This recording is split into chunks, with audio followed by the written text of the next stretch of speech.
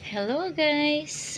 For today's video, ay magluluto tayo ng pagkain ng ating mga meow meow. Ayan, tinolang manok. Nilagyan natin ng 5 slices lang ng luya. At nilagyan din natin ng dry food. Ayan, binasa ko muna yung dry food. Ayan siya. Hopefully makain nila. At ayan na ating malunggay guys. Para healthy. At ayan na nga, kumukulo na ang ating tinolang manok.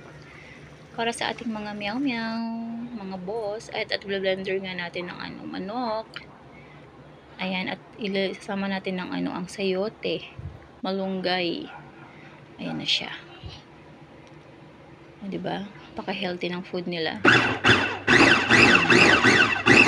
At naglik pa nga siya. Ayan, sana guys, kainin nila ito.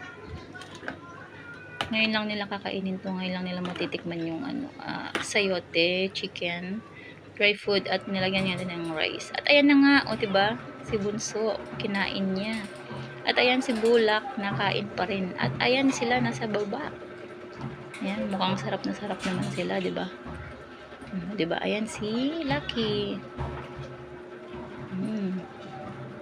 Yummy, yummy. At ayan na nga naubos, nag-second pa siya. Mama, sandukan mo ako. Ayan na nga, anak.